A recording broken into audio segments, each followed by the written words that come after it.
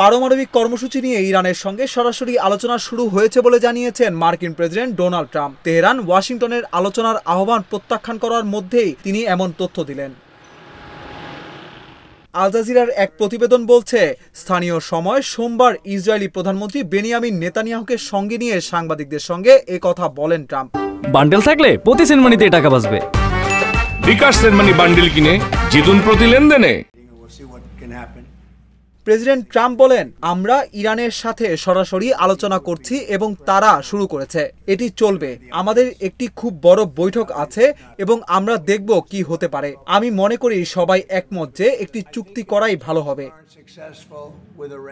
তিনি এ নিয়ে বিস্তারিত তথ্য দেননি। তবে ট্রাম্প সতর্ক করে দেন, ইরানের পারমাণবিক উচ্চাকাঙ্ক্ষা রোধে কূটনৈতিক প্রচেষ্টা ব্যর্থ হলে বড় বিপদে পড়বে দেশটি। তিনি বলেন, তেহরানের পারমাণবিক অস্ত্র থাকতে পারবে না।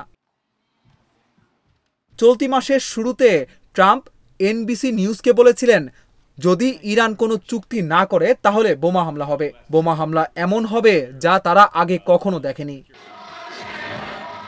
এদিকে সপ্তাহ শেষে ইরানের পররাষ্ট্রমন্ত্রী আব্বাস আরাকচি তেহরানের পারমাণবিক কর্মসূচি নিয়ে যুক্তরাষ্ট্রের সাথে সরাসরি আলোচনার সম্ভাবনাকে অর্থহীন বলে বর্ণনা করেছেন। গত মাসে ইরানের সর্বোচ্চ নেতা আয়াতুল্লাহ আলী খামেনিকে লেখা এক চিঠিতে ট্রাম্প বলেছিলেন, তিনি আশা করেন দেশগুলোর মধ্যে একটি আলোচনা হবে। ইরান এখনো পর্যন্ত ওয়াশিংটনের প্রস্তাব প্রত্যাখ্যান করেছে, তবে তারা বলেছে তারা পরোক্ষ কূটনীতির জন্য উন্মুক্ত।